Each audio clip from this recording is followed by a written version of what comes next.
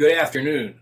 Welcome to the Indy's Trusted Servant Show on InspireSmall.biz. I'm Danny O'Malley. I'm Indy's Trusted Servant. What is Indy's Trusted Servant? Well, I do customer service training and keynote speaking about customer service and organizational excellence. And I learned all about that at the hand of the master, my late father, Joe O'Malley, back in the O'Malley Food Markets days.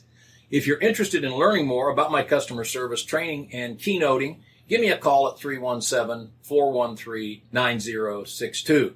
What's the Indy's Trusted Servant Show on InspireSmall.biz? Well, I like to describe it as lively local talk, community talk, where you can feel the pulse of Indy. And my guest today is my good friend from Catholic Business Exchange, Jan Kilies, and he has Circle Office Supplies. Jan, welcome to the show. Well, thanks for having me, man. Well, it's great to have you. Tell our viewers a little bit about your background and how you came to have Circle Office Supplies, and then we talk specifically about the business and how the changes in the last couple of years have impacted the business for good or bad. Okay. Well, 40 years ago, I was a CPA out in Tucson, and my father had a business that was similar to this, and he had a heart attack. So I came back to temporarily take over, and that was 40 years ago. So I've been at it for most of my life. So you grew up in Indianapolis. Correct. And where'd you go to high I school? went to Lawrence Central. Okay, what year did you graduate? Be honest. 72. 72. That makes you 7 years younger than I am. You're an old fart. Yeah. So you came to help your dad, and the business was called what back then? It was called State Stationers. He dealt primarily with just the state of Indiana. Okay. And then I branched out and actually opened a couple stores, one on the Circle, and that's when I changed the name to Circle Office Supplies. It seemed appropriate. And then the industry changed. The big boxes, Staples, Office Depot came in and sucked up all the retail, and we just didn't seem like it was going to make any sense to stay at the Circle, so we closed all our stores and just have a warehouse and office space at Park Fletcher. Now, here's a question for you. I remember a place called Stationers. Was that the same thing as State Stationers? No. Okay. What? It was an office supply place, wasn't it? It was an office supplies place, and they were pretty much retail. They had 6 or 7 retail stores when we didn't have any back in the day. That was before me. And they ended up being bought. Okay, well, somehow I remember, maybe it was when I was a teacher, or maybe it was when I was with O'Malley's, but I remember buying some things from Stationers back then. Would they have been a competitor of yours at one point? They actually started right after State Stationers, which was in 1951, and they were the big dog in town. Yes, they had stores everywhere. Okay, gotcha. And then the market changed, and they ended up closing up and selling out. So you've been strictly warehouse and online for about 20 years. For 20 years. Now, that seems a little ahead of the curve. I guess I saw where it was going in terms of customer service. People were able to, not so much at that time, order online, but they could fax in orders, call in orders. It was harder to get in to see people. The gatekeepers were getting better at keeping people out. They're really good at that now. Yeah. Right? That's what we'll talk about that. Yeah. And so I just decided, well, it's easier for us to just do business to business with salespeople. Strictly B2B, right? Nobody can walk in. Well, if they walk in, I'll sell them something. But it's not likely, right? So what are your main business areas? I know you like to deal with schools. Okay. We actually developed a program that we're selling nationally that's called ClassKit.com, and that's the back-to-school programs. Johnny has to bring back a bunch of stuff for the beginning of the school year, and we developed a program where we create that kit, the parent buys the kit, and then we ship it to the school, and the school benefits, they get a rebate. So do you customize it per school? Do different schools want, obviously they all want pens and crayons and stuff. Do different schools want different stuff? Every grade is a specific class kit for that school. For that school? Yes. Right. Yeah. So it is customized per school. It's actually personalized. Each student gets a sheet of labels with their name on it. If you're an educator out there listening to the show, Jan, tell us how to get a hold of you. Go to www.classkit.com or give me a call, 317-248-7900. Okay. Now, besides schools, what are the other main business areas that you deal? You'll sell to any business, but do you have some other specialties that? We have two focuses. One is a company large enough to have an inventory of office supplies that they would like for us to manage. We do that for most of the Amazon DCs. Large enough for that, but small enough they don't want to do it themselves. Right. They don't have enough time. Yeah, they don't. It's not worth the effort for them to do it. And then the other one we tend to go to are people that are 10 to 25 people in the office. Smaller than that, they don't really buy a lot or enough for us to make it efficient. And larger than that, then they usually have some kind of a contract with one of the big guys, and their load to change because of the contract. We don't do contracts. If we can't supply you with what you need in a manner that you'll appreciate, we don't want to hold you to a contract. So no contracts. No contracts. That's a big advantage to your customers, don't you think? Well, hopefully it's an advantage they never have to use. Yeah, yeah. But it gives them flexibility. If we screw up, they can go somewhere else. Hopefully that doesn't happen very often, but. Yeah, or if you don't have what they need, they'll have to go somewhere else, right? Right now, having what you need is a problem. Well, supply chain stuff. Since you mentioned that, let's jump into that, and then we'll come back to the general, I guess you might say, difficulties of doing business. But let's talk about the supply chain thing. Right? There are certain parts of our industry that are really tough. Furniture used to be 6 to 8 weeks. Now it's 20 to 22 weeks to get stuff. When you talk furniture, you're talking school desks? Pretty much any kind of furniture. Any kind of office furniture? Yeah, unless it's coming from like down in southern Indiana, nice wooden furniture. Anything else that's sort of commercial in nature, that all comes from China, basically, or Mexico. So a desk in an office, chairs, that kind of stuff. That kind of stuff is just, and it's not so much the desk, it's the parts that make the desk, all the metal stuff. That's all made overseas. Yeah. And they can't build a desk without the parts. That's what's the real bottleneck. So it's gone from about, you say, 6 to 8 weeks to 20 to 22 weeks. And that's for most office furniture. Yeah. Yeah. Wow. Well, that's just incredible. So, and then with supplies, what's happened is everybody went home to work. Well, when they went home, they needed a printer. So they went out and bought all these printers, which was great for a while. But now you can't get toners, cartridges for them, because there's so many people using them. They're sucking up all the supply. And back when COVID hit and manufacturers sort of dialed down because they saw that there was going to be less demand, it's hard for them to ramp that up quick enough and get it to us. So I have a customer yesterday who ordered an HP printer, and I can't get it. Nobody's got one. So you sell printers and toner. Printers, toners, right? So, printing. Okay. Pretty much anything for the office. Right. You sell coffee makers? Yeah, absolutely. Okay. Coffee makers, cured stuff. We do office advertising specialties in printed pens and hats and that kind of stuff. Pretty much anything you can think of in the office, we should be able to get for you. So could you sell somebody a shirt with their logo on it? Like the one I'm wearing? Yeah, absolutely. Okay. Yeah. All right. You do all that too. Yeah. Well, that's pretty wide. Well, while we're talking about this supply thing, let's go back a couple of years before COVID. What else has changed for you because of COVID? I would say the biggest opportunity, I don't know how you phrase it, for us is that the gatekeeper that we used to deal with tended to be somebody a little more mature in age, would want to sit and talk to you, develop a relationship, know about the kids, the vacations, that kind of stuff. Now they tend to be a little younger, and if they're not on the phone, when you're talking to them, they want to be on the phone, and they don't really care about relationships so much. I don't know if that's a general cultural thing or if probably it's people that we talk to, the receptionist kind of person. That's the biggest stumbling block we have now. Now, you and I, in the past, have talked a little bit about the difficulty of even getting through to the gatekeeper, which has always been tricky. Did COVID make that worse? Oh, yeah, because most of the gatekeepers were at home. Yeah, right. Yeah, there was nobody. We couldn't even go into offices.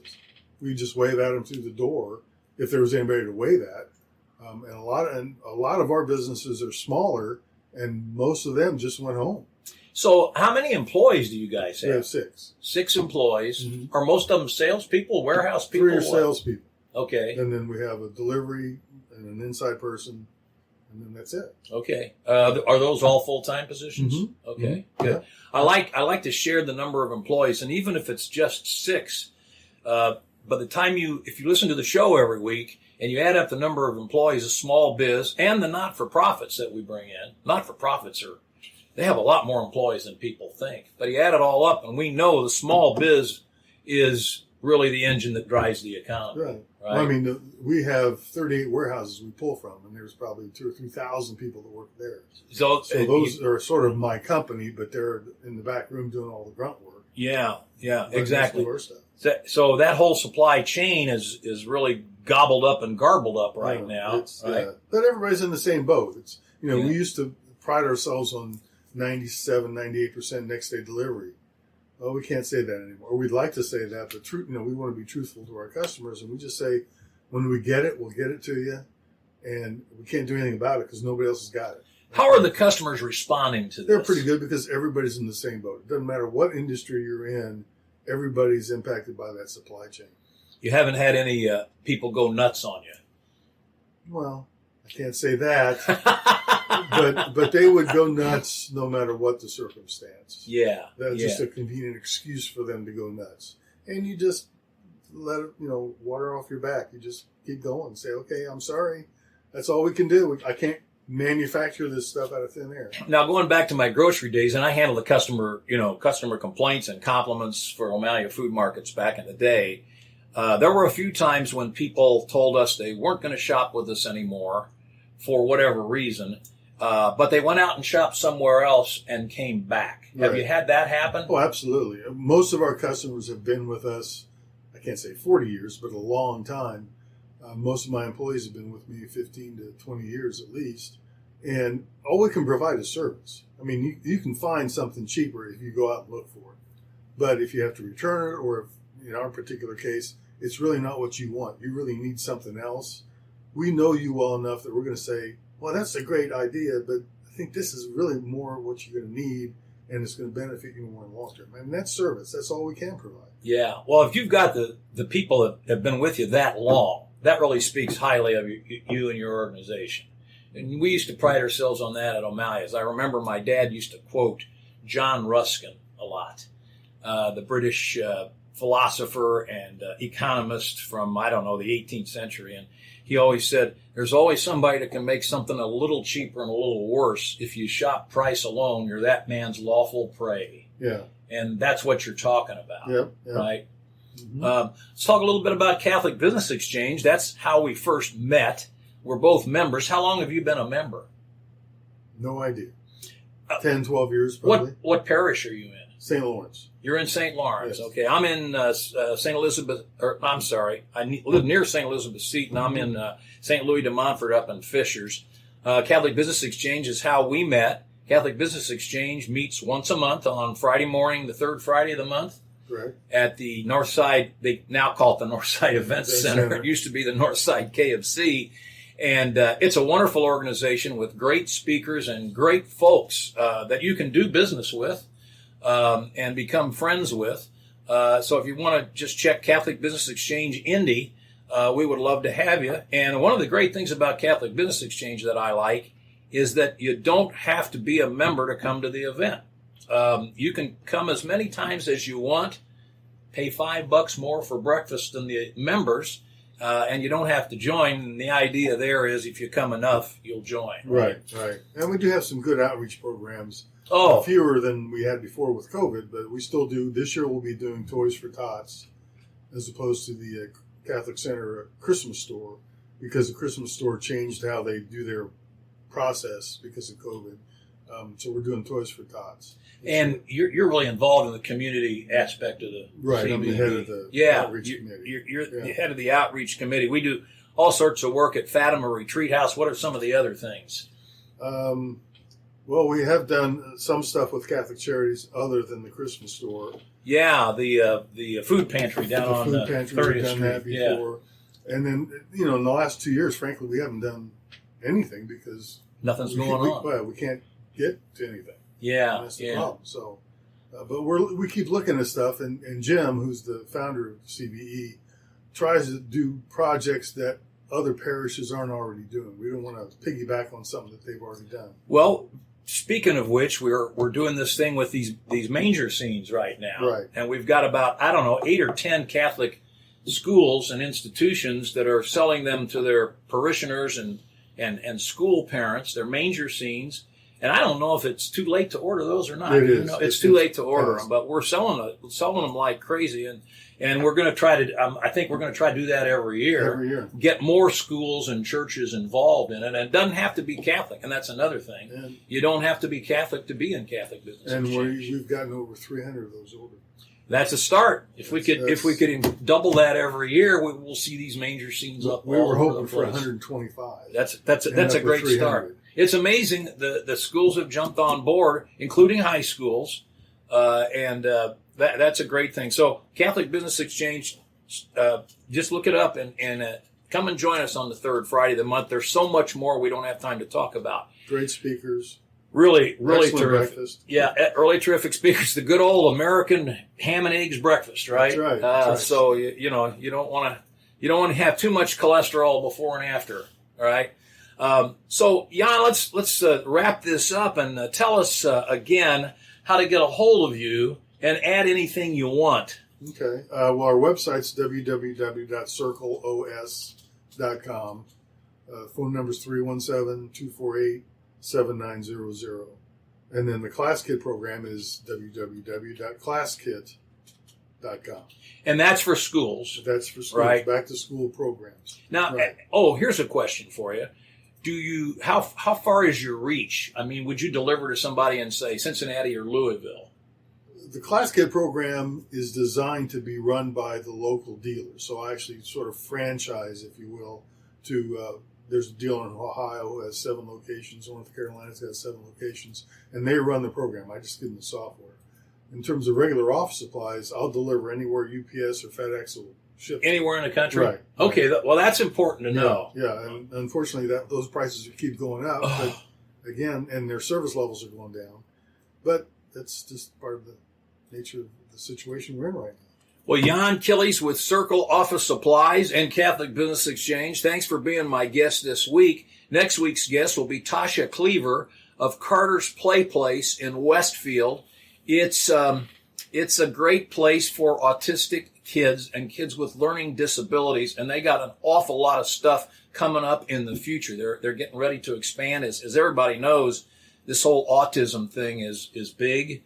One of my clients and a good friend from Indianapolis Rotary is the DAMAR, and that's the great big autism services out near the airport, out near you somewhere. We just right? had a breakfast. Yeah. Breakfast. It's a huge organization. This is a smaller, and it's just mainly for kids to come and play on playground equipment, and they have events and so on and so forth. And, of course, the socialization is really important. So they'll be our guest on the next Indy's Trusted Servant show on InspireSmall.biz. You can tune in Mondays at 3 o'clock for the new shows, and you can always listen to Jan's show a year from now if you want, because everything that we video here is up permanently. So Jan Kilies, Circle Office Supplies, thanks for coming. Appreciate it. Thank you.